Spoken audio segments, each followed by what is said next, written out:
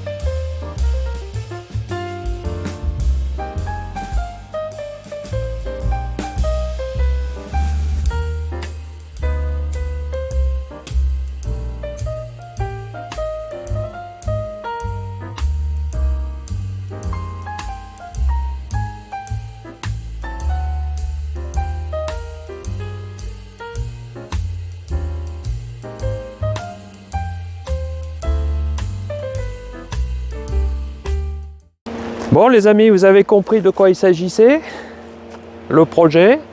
Alors je vais un peu vous aider. Ouais, il y en a qui ont trouvé, c'est bien. Ah non, c'est pas tout à fait ça, mais presque.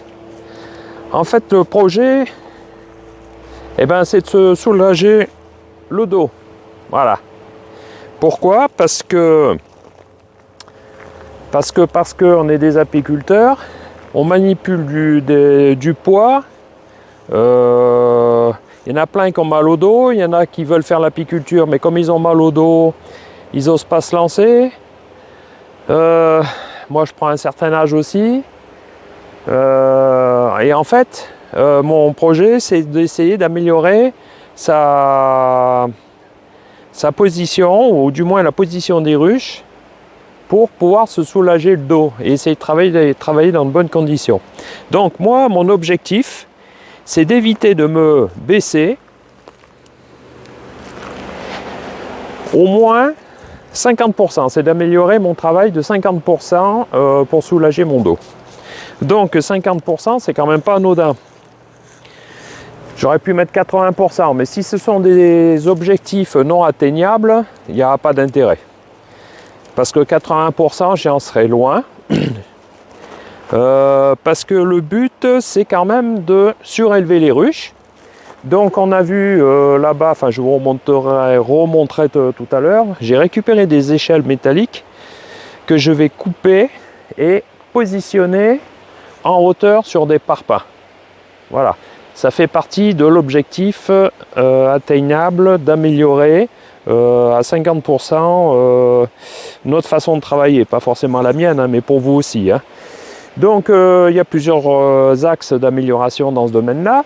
C'est de surélever donc les ruches au moins de 40 à 50 cm, pas plus haut non plus, parce que si vous posez des troisième os qu'il faut prendre un escabeau, on n'a pas gagné grand-chose. Donc il faut trouver quelque chose qui va bien, qui évite à chaque fois de se baisser, de ramasser par terre, etc., de poser les os par terre, de les reprendre, de les poser sur les ruches, porter les seaux de sirop, etc. Donc moi j'ai un peu comme idée, alors si vous avez des idées, moi je suis preneur, hein, évidemment. On va essayer de travailler surtout en 2024 sur ce projet-là, en même temps qu'on fait faire de l'apiculture, hein, comme chaque année, comme chaque saison. On va essayer d'améliorer nos conditions de travail et de se soulager au maximum le dos. Donc il existe évidemment des ceintures lombaires, hein, vous me l'avez même dit à des moments quand j'avais un lumbago. Il existe donc une solution, c'est de surélever les ruches, comme j'ai dit. Des solutions d'utiliser par exemple des tables à roulettes. Une table à roulettes hein, à 2 étages. À roulette ou pas à roulette, bon pas des tables qui pèsent lourd, sinon on n'a rien gagné. C'est carrément par exemple une table de camping avec 2 roulettes. Enfin 2 petits trous sur 2 pieds. Et comme ça on se promène. Enfin se promène. C'est relatif hein. Sur cette table, on peut mettre par exemple des seaux de sirop qu'on prend, enfin, on met des seaux de sirop que l'on prend dans le coffre à hauteur, que l'on pose sur la table. La table, on approche des ruches, on met le sirop dans les ruches, on pèse à hauteur, non pas se casser en deux. Alors je dis le sirop ou le candy, ou par exemple quand vous posez des os sur les ruches, les os c'est des décharger, posés sur la table roulante ou une brouette, mais une brouette je trouve que c'est un peu bas. Mais bon, pourquoi pas. Et on arrive à hauteur, on enlève la toiture d'une ruche sur celle d'à côté, on prend la hausse à hauteur que l'on pose à hauteur. Voilà, le but c'est d'éviter de se baisser, le maximum. D'accord ? Y a ça comme solution, ou sinon c'est de faire de l'exercice physique, hein, faire de la rando. Moi je fais de la rando, mais bon ça n'empêche pas quand même d'avoir mal au dos. C'est de se baisser sur les jambes, hein, c'est gestes et postures. C'est-à-dire que on se descend sur les jambes, on se lève. Ça peut être une solution aussi. Mais à la fin de la journée, je peux vous dire que les cuisses, ça travaille quand même un petit peu. Mais surtout pas faire ça. Parce que alors là, vous augmentez par 10 la pression sur les disques vertébraux. Hein. Voilà. Donc le but, c'est de passer 2024, et puis après ainsi de suite, hein, tout en améliorant nos travails, parce qu'il y en a ras-le-bol quand même de se faire mal au dos et tout. Moi le premier, à chaque fois on me reprend, et vous avez raison. Même mon ami Dave, hein, il me reprend là-dessus. Bon, il est vrai que j'aime bien travailler par terre accroupi. Enfin voilà, bon, je suis assez souple, mais bon, ça fait pas tout non plus. Voilà, ça n'empêche pas d'avoir des lumbagos en pleine saison. Alors, donc, ce qu'on va faire, c'est qu'on va peut-être lister tout ce que l'on peut améliorer. Là, on voit que dans un rucher, on l'a vu le rucher précédent. J'ai des ruches donc sur des parpaings de 25 de haut. Ils font pas 20 de haut, ils font 25. Mais c'est pas suffisant. Parce qu'on travaille toujours en bas. Quand on cherche la reine, on est penché. Alors que si on travaille en hauteur comme ça, on est quand même bien mieux. D'accord ? Voilà. Les visites de printemps, etc. Le matériel à hauteur, plutôt que ramasser par terre, poser la toiture par terre, autant la poser sur une ruche à côté, sur la table roulante, sur la brouette, ce que vous voulez. Hein ? Voilà. Après, on peut... qu'est-ce qu'on peut améliorer ? Alors, par contre, là, j'ai commencé... Bon, c'est pas terrible, ce que j'ai fait. Je l'avais déjà fait. Celles-ci sont posées sur...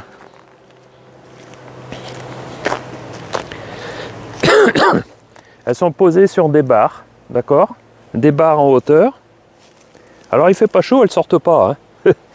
Voilà, mais il y a un seul bloquin, il en faut au moins 2. Ça ira déjà beaucoup mieux, parce que là on est encore trop bas. Hein. Voilà. Donc le but, c'est que vous puissiez tous faire de l'apiculture, même si vous avez des gros problèmes de dos. Il y a des solutions. Au début, il faudra prendre un petit peu l'habitude, hein, parce que l'habitude, ça ne vient pas comme ça. On est tous pareils, hein, moi le premier. Donc si on prend bien les bons gestes, si on se force vraiment à faire ce genre d'opération, d'avoir des idées, de tout travailler en hauteur, et ben on va finir par y arriver, quoi. Et ce qui fait que... Ah, je vous ai perdu. Ce qui fait que tout le monde arrivera à faire de l'apiculture dans de bonnes conditions. Voilà. Alors il y aura toujours des exceptions. Hein. Moi sur la côte, je descends des ruches, elles sont sur des palettes, quoi. Sauf que ben, si je descends avec des parpaings, il me faut un camion de maçon, quoi. Voilà, le problème il est là. Bon, après, on peut utiliser des surélévateurs pour des ruches, mais c'est pas donné. Ça prend de la place dans le fourgon, dans le 4x4. Quelque chose qui se plie. Peut-être qu'on peut trouver des solutions. Alors c'est pour ça que là, cette année, ce sera plutôt amélioration 50%. Déjà, ça sera pas mal. Et puis l'année de 2025, pourquoi pas passer à 70 ou 80% avant d'arriver à 100%. Voilà. Des exemples aussi tout bêtes, quand on a des piles de hausse, qu'on veut regarder si on n'a pas de la phosphène dedans.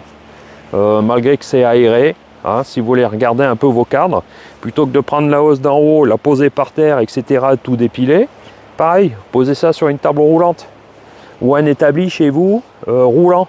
Et à chaque fois, alors ne serait-ce peut-être pas forcément pour l'apiculture, mais faites du jardinage, quoique c'est vrai que c'est un peu par terre. Bon, il y en a qui font du jardinage en hauteur, sur des bacs surélevés, c'est pas mal aussi.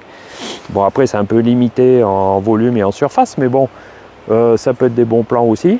Donc là, voilà. Alors, l'idée de ces tables roulantes, tables roulantes, etc., l'idée, soit c'est d'en avoir une dans la voiture, dans le fourgon, un Jodel. Soit c'est d'en avoir une dans la voiture. Alors bon, ceux qui ont de la place, ça ira très bien, ils arrivent dans le rucher, ils vont déballer donc leur table à roulettes ou leur brouette.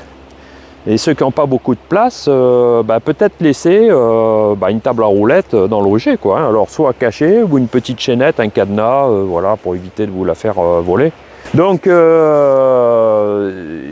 moi j'ai plusieurs ruchers. Alors mon idée c'était d'avoir une table de camping, une petite table de camping donc qui se déplie, un peu protégée par la pluie, et puis comme ça j'arrive dans mon rucher, j'ai ma table, je vais la chercher, etc. J'ai pas à la porter, je la fais rouler, tac tac, voilà. Bon, ça peut être une solution. Et puis après, quand je vais dans un autre rucher, pareil, hein, je déplie ma table, je vais récupérer ma table, ou bien ma table, comme j'ai dit, dans le véhicule. Bon, ça, après, c'est peut-être un peu à chacun de voir un peu ce qu'il veut faire, mais l'idée, en fait, elle est là, quoi. Hein, c'est qu'il va falloir quand même un peu se ménager le dos. Alors, ceux qui n'ont pas de problème de dos, c'est sûr que, bon, ils vont peut-être rigoler. Mais bon, moi, j'attrape quand même des lumbagos là, surtout en fin de saison et surtout aussi en tout début de saison. Parce que le dos, pourtant je fais quand même pas mal de sport, hein, je fais du VTT, du vélo normal, du ski rando, badminton, enfin bon. Mais le fait de faire des mauvais gestes, on se fait mal, quoi, voilà. Donc l'idée c'est ça, voilà. Alors Il existe aussi des moyens de manutention de ruches aussi, électriques, à manivelle. Vous connaissez tous ces chariots électriques là, qui se lèvent, qui sont auto-tractés, qui reculent, enfin tout le machin. C'est vrai que c'est peut-être une bonne solution. Je trouve que c'est un peu onéreux quand même, mais bon, c'est vrai qu'il y a quand même un peu de technique dedans, hein. Ça, on ne peut pas l'enlever. Le seul problème, c'est qu'après, dans la voiture ou dans le camion, ça prend un peu de place, quoi. Alors, il faut peut-être mettre ça dans une remorque, se balader avec une remorque, enfin voilà. Sauf que ça fait pour les ruches, mais ça fait peut-être pas bien non plus pour transporter les seaux de sirop. Parce qu'en apiculture, il n'y a pas que les ruches à déplacer et les hausses, hein, il y a plein de choses, hein, voilà quoi. Et puis ces chariots électriques, ça nous aide pas à se plier sur les jambes quand même, hein. Ça fait pas tout non plus, quoi, voilà. Après, il y a des moyens de manutention, même mieux que ça. Il y a des grues, hein, vous avez vu, voilà, des grues pour attraper les ruches, etc., les hausses. Bon, déjà, ça permet quand même d'améliorer pas mal de choses, voilà. Ces moyens de manutention. Bon, après c'est l'appareil lui-même à déplacer, qui est un peu plus compliqué, quoi. Moi, j'y ai pensé, mais peut-être que j'y viendrai, mais pour l'instant, j'y viens pas, quoi, voilà. Après, dans ma mielerie, par exemple, je sais pas s'il y en a qui ont vu, j'ai une espèce de, on va dire, de chèvre, là, comme une fourche élévatrice, hein, mais ça c'est manuel. Ça me permet de déplacer mes os, hop, dans la mielerie, voilà, comme ça. Mais bon, voilà. Donc, il y a plusieurs pistes d'amélioration, hein, dans ce domaine-là. Il faut penser à plein de trucs. Si vous avez des idées, mettez bien en commentaire ci-dessous, là, comme ça. Ça peut servir à plein de monde. Voilà. C'est ce que j'appelle les bonnes pratiques de chacun. Voilà, parce que y a aussi des brouettes à ruches, hein, pour pouvoir décharger, etc. Alors moi, j'ai pas été très malin parce que j'en ai une, et la dernière fois, quand je les ai descendus sur la côte Méditerranée, j'ai tout fait à la main, quoi. Mon idée, c'était de la prendre en hauteur, voilà, et d'arriver en lieu et place, la poser sur les jambes. Sauf que, comme c'est volumineux, il y a un moment donné, on se baisse. Et voilà, craque le dos. Bon, je ne me suis pas fait mal au dos, mais je me suis un peu fatigué le dos bêtement, quoi, voilà. Donc, c'est quand même des choses, il faut faire attention, quoi. Voilà. Alors pour travailler en hauteur, par exemple, si c'est l'axe d'amélioration d'avoir les ruches plus hautes, soit on met sur des doubles bloquins. Là je vous en montre, mais vous voyez pas. Voilà, je vais vous montrer ça. D'accord. Il suffirait que je rajoute un bloquin de chaque côté, puis là c'est bon, quoi. Bon, après, c'est des ruchers, ça, sédentaires, hein, donc ça, je ne vais pas transporter les parpaings, ceux-là ils restent là, hein, sauf que ces ruches, quand elles partent en haute montagne ou sur la lavande, évidemment, seront posées plus basses. Voilà, donc ça peut être une idée. Après, l'idée, c'est de faire des échelles en bois, hein, c'est-à-dire avec des madriers. Alors ça, je pourrais vous montrer dans la saison comment je vais réaliser ces échelles en bois. Alors j'appelle ça des échelles en bois. En fait, c'est ni plus ni moins que de réunir, par exemple, ces parpaings avec ceux de là-bas, voilà, d'accord, de faire un tir groupé de 3 ou 4 ruches, là, en surélevant donc de 2 parpaings ici et 2 parpaings là-bas, et puis de mettre 2 madriers en bois, et réunis par 2 morceaux de bois, pour pas que les madriers s'écartent et se perdent, quoi, voilà. Bon, on n'est pas obligé de faire ça comme ça, mais j'appelle ça des échelles, ça ressemble un peu à une échelle, quoi, voilà. Donc ça peut être la solution, enfin c'est pas que c'est que c'est forcément la solution que je vais adopter dans mes ruchers. Pas tous les ruchers, comme j'ai dit tout à l'heure. Mais bon, je pourrais adapter ça au maximum sur les ruchers qui sont fixes. Enfin du moins les ruchers d'hivernage, hein. Voilà. Après, la possibilité, c'est d'utiliser ces échelles que j'ai récupérées, là, que je vais tronçonner. Comme elle aérobique sur les côtés, bon ça m'intéresse pas, avec une disqueuse, je vais couper ça. Et et ça va me faire des échelles à peu près de 3 mètres. Donc là-dessus, je peux poser 4 ruches, d'accord?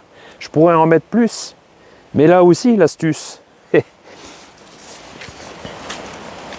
Là, par exemple, sur ces barres qui font à peu près, on va dire 4 mètres de long à peu près, j'ai 5 ruches.